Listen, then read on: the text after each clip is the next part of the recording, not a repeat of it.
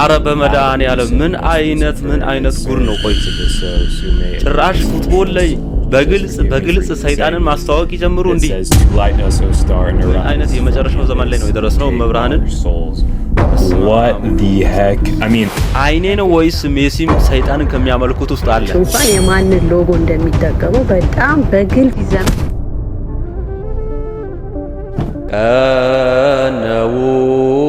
ከነውኒ ይቤ እዳው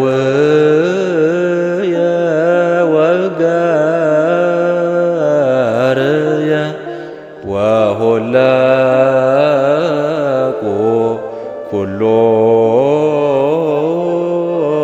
አጽምትየ ከመሰራቂ ወፈያት ጸፉኒ መልታቴ።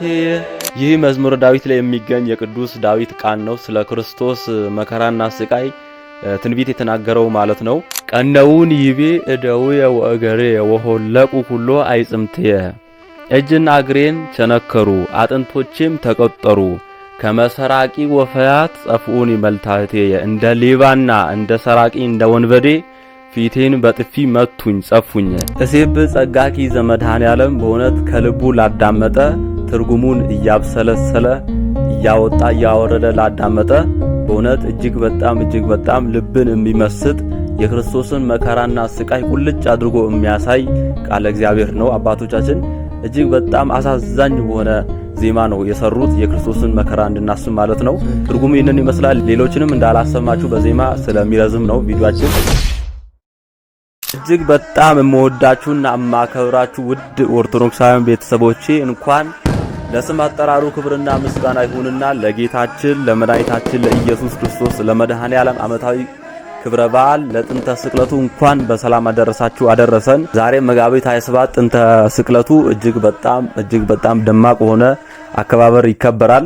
በሁሉም አብያተ ክርስቲያናት የመድኃኔዓለም ጽላት ባለባቸው አብያተ ክርስቲያናት ማለት ነው። ክብርና ምስጋና ለአምላካችን ይሁን ለዚህ ዕለት ስላደረሰን። አባቴ የሕይወቴን መሰረት አንተን አደረኩ። ብዙ እየበደልኩ አባትነትህን ምሕረትህን እንደጅ ለመንኩ። አላሳፈርከኝ። ከበዓላት ሁሉ ከፍ አድርጋ ቤተክርስቲያን የምታከብረው በዓል ይህ የኢየሱስ ክርስቶስ ስቅለት ነው። ጥንተ ስቅለቱ ማለት ነው። እንኳን አደረሳችሁ አደረሰን። ዛሬ እጅግ በጣም ልዩ ቆይታ ነው የሚኖረን። ቪዲዮ ብዙም ረጅም አይደለም፣ አጭር ነው። ስለ መድኃኔዓለም መከራውን ስቃዩን የምናስብባቸው ቪዲዮዎች አሉ። ቅድም ያስተዋወቃችሁ ቪዲዮም አለ። ከሰሞኑ እግር ኳስ ሜዳ ላይ የታየው እጅግ በጣም ሰይጣናዊ ተግባርም ስለሱም አንዳንድ ነገሮችን ቪዲዮን አግኝቻለሁ። እሱንም እንመለከታለን። አብራችሁ እስከ ፍጻሜ ተከታተሉ። እኔ ዲያቆን ኃይለ ሚካኤል ነኝ። ለቻናሉ አዲስ ከሆናችሁ እስከዛሬ ድረስ ለኦርቶዶክስ ቲዩብ ሰብስክራይብ ያደርጋችሁ ቤተሰብ ሁኑ። በዚህ ቪዲዮ እንጀምር እስቲ። ብዙ ነቢያት እየተነሱ አለፉ፣ ግን አንዳቸውም አዳምና ልጆቹን ከሲኦል ባርነት ነፃ ሊያወጧቸው አልቻሉም።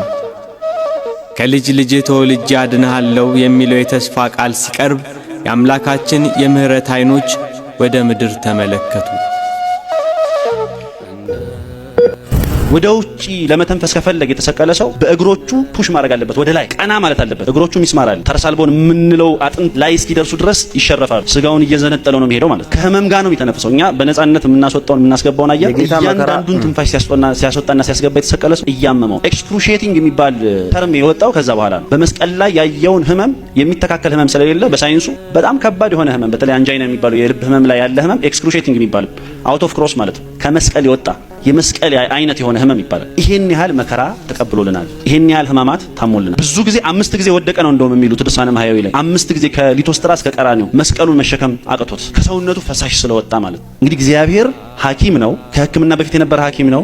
ከመድኃኒት በፊት የነበረ ባለ መድኃኒት ነው። በእጽዋት ውስጥ መድኃኒትነትን የቀመመ ነው። በስጋም ተገልጦ ሁሉንም ስፔሻሊቲዎች ሐኪም ሆኖ እኛን ያዳነ አምላክ በልዩ ጥበቡ በኪነ ጥበቡ ከጭንቀት ሊገላግለን ሲችል ግን እኛን ሆኖ ሰው ሆኖ እንደ ሰው ተጨንቆ ጭንቀታችንን አራቀልን። የአይን ሐኪም ነው። እውሩ ዘተወልደን ሲያድን አይተነዋል አይደል? ከአንገት በላይ ሐኪም ነው። ዲዳና ደንቆሮ የሆነውን ሰው ሲያድነው አይተነዋል። የጽንስና ማህፀን ስፔሻሊስት ነው። 12 ዓመት ጀምሮ ደም ሲፈሳት የነበረችውን ሴት ጨርቁን በመዳሰስ ያዳነ አምላክ ነው። የህፃናት ሐኪም ፔዲያትሪሻን ነው። 12 ዓመቷ ላይ የሞተችን ህፃን ሲያስነሳ አይተናል። የውስጥ ደዌ ሐኪም ነው። ሆዱ የተነፋኝ አሳይቲክ የምንለውን ፔሸንት ሲያክም አይተነዋል። የስነ ልቡና ሐኪም ነው። ቁጭ አድርጎ ሳምራዊቷን ሴት የውስጧን ችግር ጭንቀት ሳይኮቴራፒ በምንለው መንገድ በጠራራ ፀሐይ ቻዋን ጊዜ ሰጥቶ አናግሮ ሲያክማት አይተናል። ሁሉንም የሆነ ሐኪም ነው። እሱም ብቻ አይደለም፣ እርሱ ራሱ የተቀመመ መድኃኒትም ጭምር ነው። ስጋዬን ብሉ ደሜን ጠጡ ብሎ ራሱን መድኃኒት አድርጎ የሰጠም ሐኪም ነው። እንደ ዛሬ ዘመን ሐኪሞች ተመላላሽ ህክምናም ቀጠሮም የሚሰጥ አይደለም። ሆስፒታል አላስፈልገውም፣ ነርሶች አላስፈልጉትም። ደግሞ ስካር ሳይት ወይም ደግሞ አሰረደዌ ሳይተው ያለምንም ጠባሳ እንዲሁ በቃሉ ሲፈውስ የነበረ ሐኪም ነው። ያለ ህክምና ሳይንስ የነበረ ሐኪም ነው። ያለ በሽታ የነበረ መድኃኒት ነው። ከዛ በኋላ በተሰቀለ ጊዜ አንድ ሰው የተሰቀለ ሰው እጆቹና እግሮቹን ሲቸነከር እዚህ ጋር ሚዲያን ነርቭ የሚባል ማዕከላዊ ነርቭ የሚባል ነርቭ አለ። ሚስማሮቹ በቀጥታ ያንን ነው የሚያገኙት። ነርቭ ምን ያህል ህመም እንዳለው እንድታውቁ እዚች አካባቢ ላይ ኤልባዋቸው አካባቢ ላይ ድንገት የጠረጴዛ ጠርዝ መቷቸው ያውቁ የሚሰማውን ስሜት ታውቃላችሁ አይደል? እንደው የሆነች ነገር ጠርዝ ስትመታችሁ እንደው በቃ ምን እንደሚያደርጋችሁ ራሱ አታውቁትም። እዚህ ውስጥ ሚስማር ሲገባ አስቡት። ህመማችንን ተቀበለ። ደዌያችን በእርሱ ላይ ነበር፣ የድህነታችን ተግሳጽ በእርሱ ላይ ነበር። በእርሱ ቁስል እኛም ተፈወስን። በእያንዳንዱ ቁስሎቹ ላይ ድርሳነ ማህያዊ 1066 ያህል ቁስሎች በራሱ ላይ ነበሩ። 1190 ሰማያዊና ደመና የሚመስሉ ቁስሎች በሰውነቱ ላይ ነበሩ። ይሄን ያህል ጊዜ አጥንቶቹ ታዩ ይለናል። አንድ ሰው ደም ሲያልባው አይታችሁ ታውቃላችሁ? ደም አልባችሁ ያውቃል? እግዚአብሔር ዓለምን ከፈጠረበት ጥበቡ ዓለምን ያዳነበት ጥበቡ ይበልጣል የምንለውም በዚህ ምክንያት ነው። እግዚአብሔር ዓለምን ከፈጠረበት ጥበቡ ዓለምን ያዳነበት ጥበቡ ይረቃል ይላሉ አባቶቻችን። መምህራችን ዶክተር ዲያቆን ከሳቴ ብርሃን እግዚአብሔር ቃሎትን ያሰማልን። የመድኃኔዓለም መከራና ስቃይ ተነግሮ ተዘርዝሮ አልቅም። ሙሉ በእውነት እዚህ ውስጥ መግባት ከፈለጋችሁ ስለ መከራው ስለ ስቃዩ ሙሉ ለሙሉ ጥልቅ ብላችሁ መግባት ከፈለጋችሁ ድርሳነ ማህያዊን እንድታነቡ ሪከመንድ አደርጋችኋለሁ። ድርሳነ ማህያዊን ጀምራችሁ እስክትፈጽሙ ድረስ በእንባ የምጨርሱት መጽሐፍ ነው። አሁን በህማማት ቤተክርስቲያን ላይ ይነበባል። ከዛ ውጪ በግል ገዝታችሁ ብታነቡ እመክራችኋለሁ። ክብርና ምስጋና በመስቀል ተሰቅሎ ደሙን አፍስሶ ላዳነን በፈቃዱ ሞቶ ላዳነን ለጌታችን ለመድኃኒታችን ለኢየሱስ ክርስቶስ ለመድኃኔዓለም ይሁን። ከስም በላይ የሆነው ስሙን መድኃኔዓለም እያላችሁ ተሳትፏችሁ አሳዩ። ውድ ቤተሰቦች ኦርቶዶክሳውያን፣ መድኃኔዓለም እጅግ የሚያስደንቀው ማወቂያም ዕውቀትም ሊሰጥ የመጣ ስለሆነ ማወቂያም የሚሰጥ እሱ ነው፣ ዕውቀትም የሚሰጥ እሱ ነው። ማወቂያም ዕውቀትም የሚሰጥ እሱ ነው። መድኃኔዓለም በዕለተ ቀኑ ያሰባችሁትን ያሳካላችሁ፣ የጠየቃችሁትን ጥያቄ መልሶ በዕለቱ ለማመስገን ያብቃችሁ። አሜን አሜን አሜን አሜን አሜን ከማለት ውጪ ምን እንላለን? ብዙ ጥያቄ አለን። በእውነት ያልተመለሰልን ብዙ ጥያቄ አለን። እሱ መልሶ በደስታ እሱ ፊት እንድንቆም ይርዳን። በቤተ ክርስቲያን ውስጥ ላብ የተጠረገበት ሶፍት የሚያበሉ አካላት ላይ እርምጃ መወሰዱን የኢትዮጵያ ወንጌል አማኞች ቤተ ክርስቲያን ካውንስል አስታውቋል። ካውንስሉ የመጽሐፍ ቅዱሳዊ የሆኑ ልምምዶች እንዲቆሙ ማሳሰቢያ ሰጥቷል። ጥሩ እርምጃ ነው ካውንስሉ እየወሰደ ያለው። መልእክት አለ ለህዝቡ ያዘው። ሃሌሉያ ሪባባ ሱላባሽ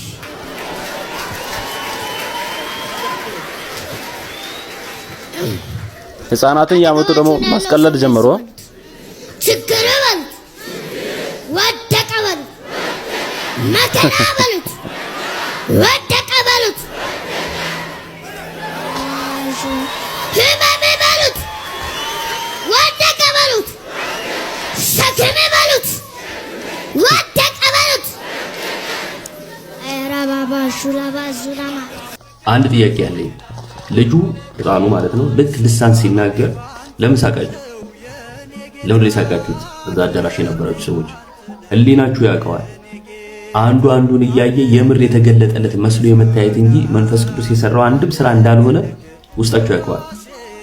ግን ለህሊናችሁ አትታመኑ። ልጅ ወጥቶ ራባራ ምናምን ሲል ውሸት ነው። ዝም ብሎ ትላልቆቹ ሲያደርጉ ያየውን ነው ያደረገው። የተገለጠ ምንም የመጣ ነገር የለም። አንዱ እሱ ነው። ሁለተኛ ልጁ እየተቀለበ እንዳለ ተኩላ ቁጠሩ። ወደፊት የሚነጥቃቸው ብዙ ነፍሳቶች አሉ። እንዴት ከተባለ አይታችሁታል የሚላቸውን ቃላቶች። ፊት ለፊት የቆመ ተራራ ወደቀ፣ እንደዚህ ሆነ፣ ተሸነፈ። አጠገብ ላለ ሰው ችግር ወደቀ በሉት፣ እንትን አለፈ በሉት ምናምን ነው የሚለው። ይሄ በጣም የተለመደና ይሄ አነቃቂን አይነት ንግግር ነው። ልክ በልጅነታችን የአክሽን ፊልም አይተን ስንወጣ ልክ ፊልሙን ስንጨርስ አክተሩን የሆንን ይመስለናል አይደለ? ግን አልሆነም። ስሜቱ ተጋብቶ ማለት ነው። ልክ እንደዛ ነው። ስሜት ያጋቡብና አለቀ ተሸነፈ ምናምን ብለን እናስባለን። ግን የተሸነፈም ያለፈም ነገር አይኖርም ስንወጣ ምክንያቱም እዛ ቸርች ውስጥ የተደረገው ውሸት እንጂ እውነት ያለበት ነገር አይደለም። ሰው በውሸት የሚገነባም የሚፈርስም ምንም ነገር የለም። ስለዚህ ወደ እግዚአብሔር ቃል ተመለሱ። ትውልድ አታበላሹ፣ ትውልዱን አታጨንግፉት። በእግዚአብሔር ቃል ታንጾ ሊያድግ የሚገባውን ትውልድ ሌብነት አታስተምሩት። የሰው ልጅ ምን አይነት ድንቁርና ምን አይነት ጨለማ ውስጥ ቢገባ ነው በእውነት እንዲህ በእውር ድንብር በጨለማ ውስጥ ሰተት ብሎ የሚጓዘው? መብርሃንን እየተነገረው አይሰማ፣ በማስረጃ በመረጃ ቢነገረው አይሰማ። ሁሉንም እኮ ልባናቸው ያውቃል እኮ ግን እያወቁ ነው መብርሃንን። አሁን ይሄ ህፃን አሁን አንዲያ ክፍል ያልጨረሰ አሁን ይሄ ህፃን አሁን ምን ያውቃል ብሎ ነው አሁን አሜን እያሉ እሱ የሚከተሉት? አረ እግዚኦ በእውነት ህሊናቸውን የሸጡ ሰዎችን እንደማየት እኔ የሚቀፈኝ ነገር የለም። አይምሮአቸው እያወቀ ልቦናቸው እያወቀ መንፈስ ቅዱስ እንዳልሆነ እያወቁ እውነታውን መቀበል ግን ይፈራሉ፣ ይሸሻሉ። ልቦና ይስጣቸው። አሁንም ሌላ ምንም አይደለም። በማይሻር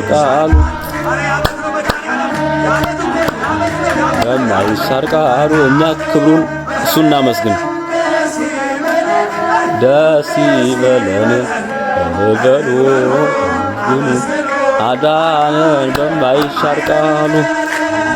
አንድ ክርስቲያን መጋቢት 27 የሚከበረውን ዓመታዊ ክብረ በዓል ለምን እንደሆነ ማወቅና መረዳት አለበት። በስመ አብ ወወልድ ወመንፈስ ቅዱስ አሃዱ አምላክ አሜን። ዮሐንስ አፈወርቅ በቅዳሴ ድርሰቱ ላይ በ46ኛው ቁጥር ሁሉን የያዘውን ያዙት፣ ሁሉን የሚገዛውን አሰሩት፣ የሕያው የአምላክ ልጅ አሰሩት፣ በቁጣ ጎተቱት፣ በፍቅር ተከተላቸው እንዳለው ቁጥር 51 ላይ ደግሞ ይህን ያህል ትሕትና እንደምን ያለ ትሕትና ነው፣ ይህን ያህል ትዕግስት እንደምን ያለ ትዕግስት ነው፣ ይህን ያህል ዝምታ እንደምን ያለ ዝምታ ነው፣ ይህን ያህል ሰውን መውደድ እንደምን ያለ ፍቅር ነው፣ ፍቅር የአምላክ ልጅን ሳበው እስከ ሞትም አደረሰው ብሎ እንደተናገረው ጌታችን መድኃኒታችን ኢየሱስ ክርስቶስ ከዛሬ 2000 ዓመታት በፊት የዮሐንስ ወንጌል ምዕራፍ 1 ከቁጥር 1 ላይ በመጀመሪያ ቃል ነበር፣ ቃልም በእግዚአብሔር ዘንድ ነበር፣ ቃልም እግዚአብሔር ነበር ይላል። እንግዲህ አካላዊው ቃል ወልድ ከሰማያት ሰማያት ወርዶ ከድንግል ማርያም ከስጋዋ ስጋ ከነፍሷ ነፍስ ነስቶ ሰው ሆኖ በ30 ዓመቱ በዮርዳኖስ ተጠምቆ እንዲሁም በ33 ዓመቱ በቀራንዮ አደባባይ ተሰቅሎ ዓለምን ሁሉ ያዳነበት ራሱን አሳልፎ የሰጠበት የዓለምን ኃጢአት ያስወገደበት ዕለት መጋቢት 27 ይከበራል ማለት ነው። እንኳን አደረሳችሁ። ወስብሐት ለእግዚአብሔር። ይቆየን። እንኳን አደረሰን በድጋሚ። መድኃኔዓለም አዳነን በማይሻር ቃሉ፣ አምላካችን አዳነን በማይሻር ቃሉ። ደስ ይበለን ደስ ይበለን እልል በሉ አመስግኑ አዳነን በማይሻር ቃሉ። ስለ መከራው ስለ ስቃዩ ስለኛ ብሎ ስለኛ ኃጢአት ብሎ ስለተቀበለው መከራና ስቃይ እናዝናለን። ያንን መከራም ሁልጊዜም እናስባለን። ነገር ግን ደግሞ በመከራውና በስቃዩ እኛን ከሲኦል ወደ ገነት መልሶናልና አድኖናልና ደሙን አፍስሶ ስጋውን ቆርሶ አድኖናልና ደስ እንሰኛለንና መድኃኔዓለም አዳነን በማይሻር ቃሉ ደስ ይበለን ምንለው ለዛ ነው። በመዝሙራችን በድጋሚ ክብርና ምስጋና ለአባታችን ለመድኃኔዓለም ይሁን። አመስግናን አንጠግብም። በእውነት ስሙ ይክበር ይመስገን መድኃኔዓለም አባታችን። በርካቶች ከሚጠቀሙት ማህበራዊ ሚዲያ ላይ የልጆቻቸውን ፎቶ በማንሳት ላይ ይገኛሉ። ነፍሰ ጡሮች እንደ ድሮ ማርገዜን ወቁልኝ፣ ቤቢ ሻወር ኑልኝ ማለቱን አቁመዋል። ምክንያቱ ደግሞ የሶሻል ሚዲያ ቡዳ ነው። እውነት መሆኑ በበርካቶች ተረጋግጧል። የሶሻል ሚዲያ ቡዳ ስንቶቻችንን በላ። ኢቭል አይን ክፉ አይን ስንቶቻችንን እስከ መንገድ አስቀረን። ለዘመናት ስንቀልድበት ስናሾፍበት የነበረ ቡዳ አሁን ለምን አስደነገጠን? በዚህ 4 ዓመት ውስጥ በሶሻል ሚዲያ በፌስቡክ፣ በቲክቶክ፣ በዩቲዩብ፣ በኢንስታግራም እና ሌሎች አማራጭ ሚዲያዎች ላይ እነማን ተጠቂ ሆኑ? ምንስ አጋጠማቸው? በዚህ ምክንያት ብቻ ስንቶቻችን ሳናውቅ ሞትን እንደ ፍቱን አማራጭ ትክክለኛ መፍትሄ እያሰብነው እየተመኘነው ይሁን? በነገራችን ላይ እንድናውቀው አይፈለግም፣ ምክንያቱም መዳን ስለሌለብን። እኔ እኮ እንደዚህ ያልነበርኩም ከሚል ጥያቄያችን ጀምሮ እንቅልፍ እስከ ማሳጣት የደረሰ ይህ ክፉ አይን አቅሙ እስከምን ድረስ ነው? አንዱ ተጠቂ እኔ ይሆን? አንዱ ተጠቂ አንቺ ትሆኚ? አንዱ ተጠቂ አንተ ትሆን? አንዱ ተጠቂ እናንተ ትሆኑ? የስንቶቻችን እድል ተሽጧል፣ የስንቶቻችን እድል ተወስዷል። አንተም ሆንክ አንቺ የማይረባ እንዲህ አይነቱ ነገር በኔ ላይ አይሰራም የሚል ግብዝነታችሁን አቁሙ። ይህ በክርስትናም ሆነ በእስልምና አስተምሮ እውነት ነው። ኢቪል አይ ኢዝ ሪል። ኢቪል አይ ኢዝ ዋት ሪል። እናንተ ምን ትላላችሁ በዚህ ጉዳይ? ሐሳብ አስተያየታችሁ ኮሜንት ላይ አስቀምጡልኝ። የማይነጥፈው ደስታችን መድኃኔዓለም ነው። የልቡናችን ደስታ፣ የነፍሳችን ረሃብ፣ ጥጋባችን፣ የልቡናችን ዘውድ፣ የሰውነታችን ትምክት እርሱ ክርስቶስ ነው። ሁሉ ነገር ሁልጊዜ አያስደስትም። አንድ ቀን ቢያስደስት፣ ክርስቶስ ግን ሁልጊዜ ደስታችን ነው። በልብስ ልደሰት ብትል ልብስን ወይ ሰዎች ይወስዱታል፣ ወይም የተሻለ ልብስ አሰፍተው የሚመጡ ሰዎች ያስቀኑና በአንተ ልብስ መደሰት ታቆማል። በጤና ብትደሰት ሲያምህ ይከፋል። በመልክ ብትደሰት ስታረጅ ይከፋል። በሚስታችሁ ብትደሰቱ ስትሞት ይከፋችኋል። በባል ብትደሰቱ ሲሞት ይከፋል። ቅዱስ ጎርጎርዮስ እንደተናገረ በሀብት ብትደሰቱ ስታጡ ትከፋላችሁ። በሹመት ብትደሰቱ ስትሻሩ ይከፋችኋል። በክርስቶስ ብትደሰቱ ግን ማንም አይወስድባችሁ። እሱን ማን ይነጥቀናል? ሁሉ ይወሰዳል። የማይወሰድ ሀብት ክርስቶስ። ስለዚህ ቅዱስ ጳውሎስ ምን አለ? እላችኋለሁ በክርስቶስ ደስ ይበላችኋል። እላችኋለሁ በማን ደስ ይበላችኋል? ደግሜ እላችኋለሁ በክርስቶስ ደስ ይበላችኋል። ሁልጊዜ በጌታ ደስ ይበላችኋል። ሁልጊዜ በጌታ ደስ ይበላችሁ፣ ደስ ይበላችሁ። ይህንን ቃል የምትሰሙ ቅዱስ ጳውሎስ ነው ያለው፣ እኔ አላልኩም። ቅዱስ ጳውሎስ ነው ያለው። እንዴት ደስ ይላል! መብርሃንን የሆነ ልብን ደስ የሚያሳይ ነገር አለ። ስለ መድኃኔዓለም በሰማን ቁጥር ደስ ይበላችሁ። ውድ ቤተሰቦች ደስ ይበላችሁ። መጋቢት 27 መድኃኔዓለም አወጣኝ ጥንተ ስቅለት ለዓለም ሁሉ ድህነት መድኃኔዓለም ዛሬ ቀጥለናል። እንግዲህ ቀጥለናል ስለ መድኃኔዓለም አባታችን 27 ቀን በመስቀል ላይ ተሰቀለ። ቅድስት ቤተ ክርስቲያን ሰጎት አረፋቲሃ ወስዕልት እንቆራዝዮን እምነበሃ ቅድስት ቤተ ክርስቲያን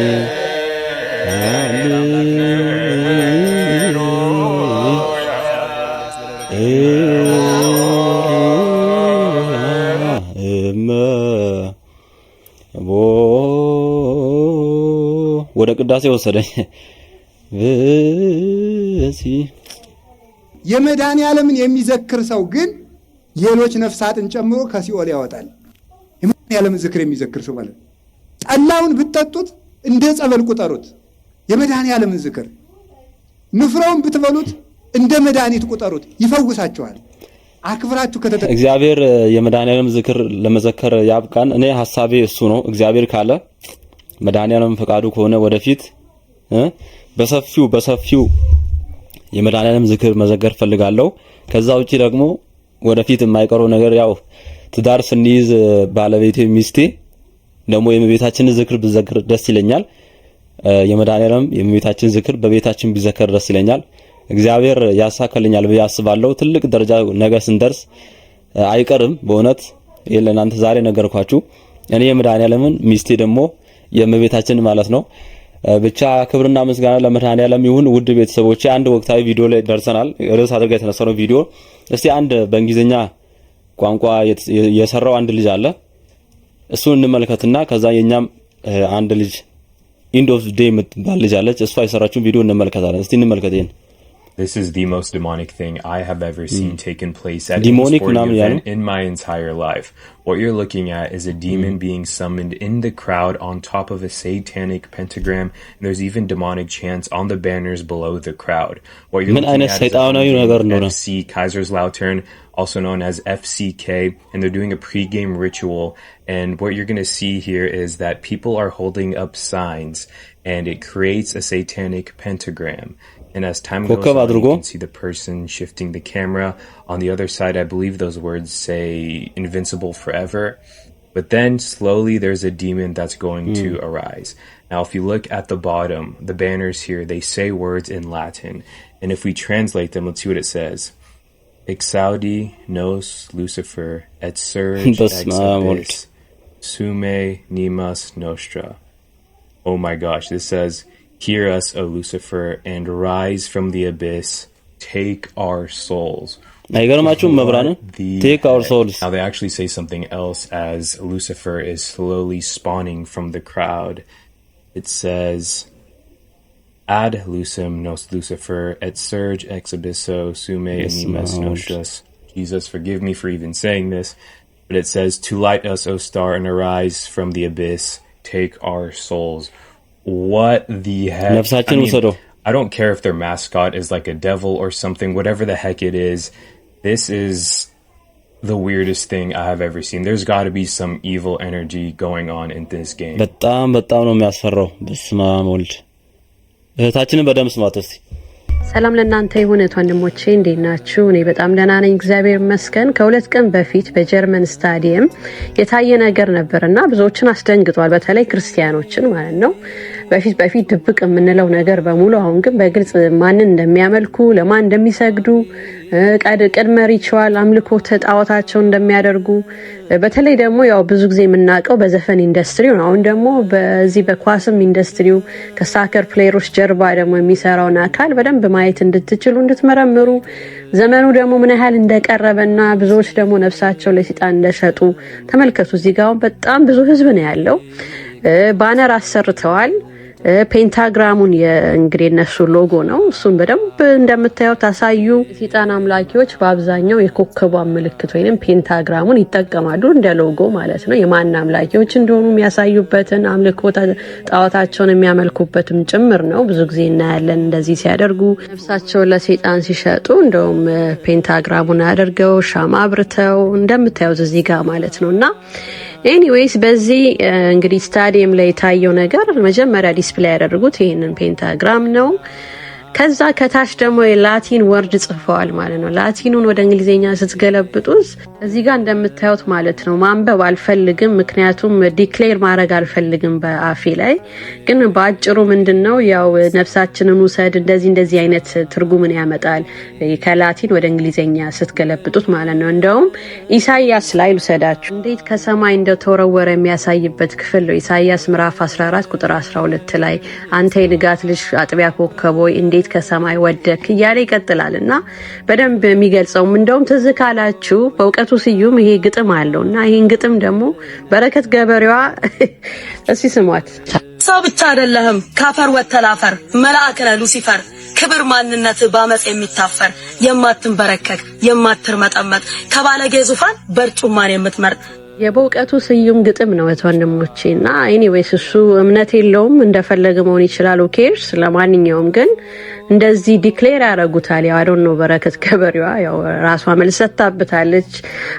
ወደዛ መመለስ አያስፈልግም። ግን እንደዚህ በግልጽ ደግሞ አሁን እዚህ ስታዲየም ላይ ከታች ዲክሌር አድርገዋል፣ ጽፈዋል በላቲን ማለት ነውና ይሄ ጽሁፍ ስትገለብጡት ነፍሳችንን ላንተ እናስረክባለን፣ አንተ የንጋት ልጅ አጥቢያ ኮከብ ወይ ምናምን እያሉ ያወድሱታል ማለት ነውና ይሄን ነው እንግዲህ ከታች ፔንታግራሙን ካሳዩ በኋላ ከታች የላቲኑን ወርድ ባነሩን አሳዩ።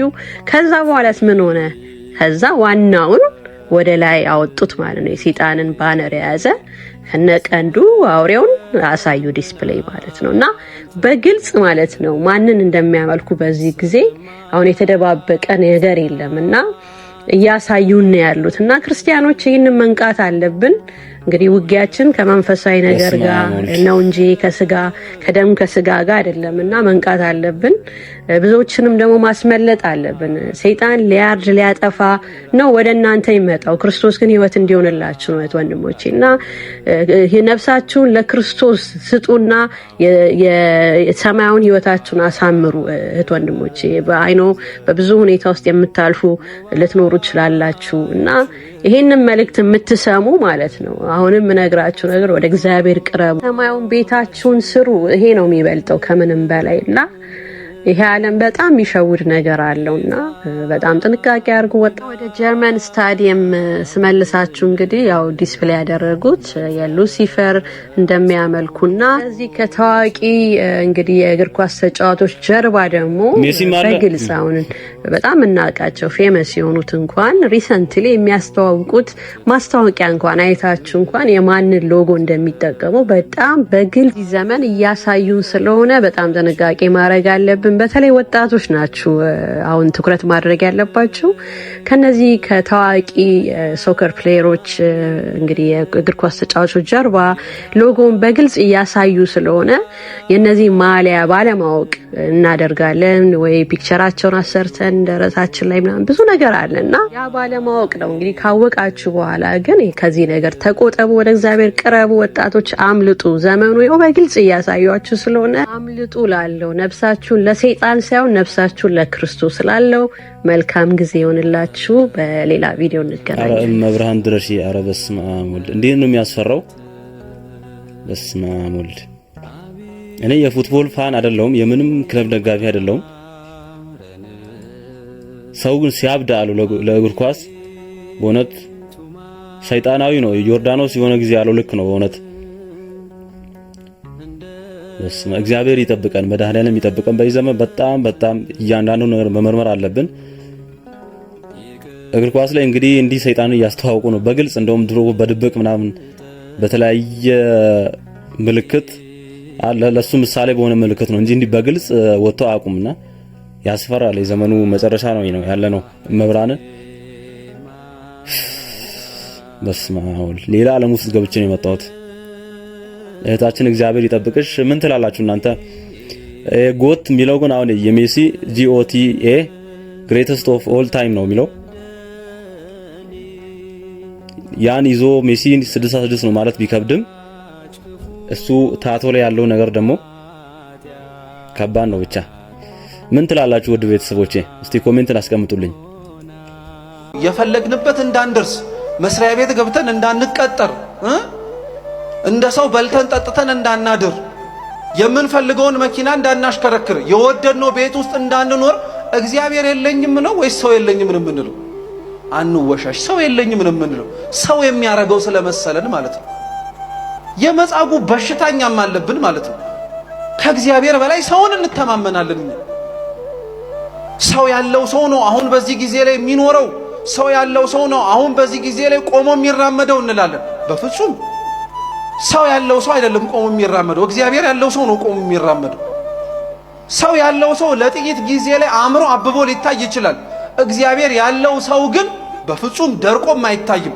ሕጉን የሚጠብቅ ሰው ግን በፍጹም ጠውልጎ አይታይም። ረሳችሁት እንዴ? መዝሙር 1 ላይ እኮ ልበ አምላክ ዳዊት ይናገራል። ወዘህጎ ያነብብ መዓልተ ወሌሊተ ወይከውን ከመ ዕፅ እንተ ትክልታ በሙሃ ዘማይ። ሕጉን በጠዋትም በማታም ሊሰማ የወደደ ቢኖር በወንዞች ዳር እንደተተከለ ፍሬዋም እንደምትሰጥ ቅጠሎቿም እንደማይጠወልግ ዛፍ ይመስላል አለ። አዎ እውነት ነው። እኛ ግን ሰው የለኝም ነው እግዚአብሔር ፊት የምን በጣም እኮ ነው የሚደንቀው። ጸሎት ልንጸልይ መተን አምላኬ ኧረ ሰው ስጠኝ እንላለን። እርሱ ሰውን አይበልጥም እንዴ? ጌታው ራሱ ጌታ እኮ ሰውን ይበልጣል እኮ። የፈጠረው በእጆቹ እኮ እሱ ነው። አንተ ሁነኝ ማለት መቼ ራቀን?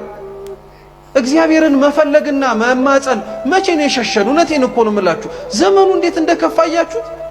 ሰው እግዚአብሔርን ሳይሆን ሰው የሚፈልግበት ዘመን ሆነ። ሰውን መፈለግ ነውር አንተ ሁነን መድኃኔዓለም አባታችን አንተ ሁነን። ሰውን ከእግዚአብሔር በላይ መፈለግ ግን ነውር ነው፣ ኃጢአት ነው። አባቴ መድኃኔዓለም የሕይወቴን መሰረት አንተን አደረግኩ። ብዙ እየበደልኩ አባትነትህን ምሕረትህን እደጅ ለመንኩ። አላሳፈርከኝ። ቅዱስ ሰላምህን በልቤ አልክልኝ። ጸሎቴን በፍቅር አስተካክለህ ለኔ እንዲሆን አድርገህ አደመጥከኝ። አምላክን እናትህን የሰጠኸኝ አምላክ ኢትስ ቴሪፋይንግ ይላሉ ፈረንጆች። በጣም ያስፈራል። መድኃኔዓለም ከኛ ጋር ከሁላችን ጋር ይሁን። ውድ ቤተሰቦቼ የዛሬ ቪዲዮችን ይመስላሉ። ሐሳብ አስተያየታችሁ ኮሜንት ላይ አስቀምጡልኝ። ከብዙ ነገሮች በዘመን ከምናያቸው ከምንሰማቸው ነገሮች እንጠንቀቅ። በዘፈኑ ኢንዱስትሪውም በፊልሙም በፉትቦሉም በሌላም በብዙ ነገር ሰይጣናዊ ነገር እየከተቱ ስለሆነ ማለት ነው። እግዚአብሔር ይጠብቀን፣ መድኃኒዓለም ይጠብቀን። ዲያቆን ኃይለ ሚካኤል ነበርኩ። እስከ ፍጻሜ ስለተከታተላችሁ አመሰግናችኋለሁ፣ ወዳችኋለሁ። ቤተሰብ ካልሆናችሁ ሰብስክራይብ አድርጉ። ኦርቶዶክስ ቲዩብን ይህ ትልቁ ቻናል ነው።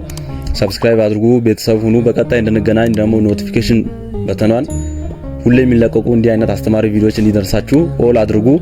እንዲሁም አስተማሪ ሌሎች እንደዚህ አይነት ቪዲዮዎችንም ቻናል ውስጥ ገብታችሁ መከታተል ትችላላችሁ። ስለነበረን ጊዜ አመሰግናለሁ። ደህና ሁኑልኝ፣ ደህና ቆዩልኝ። እግዚአብሔር በሰላም በቀጣይ ያድርሰን። እግዚአብሔር ለኔ መድኃኒቴ ፍቅር ማረከኝ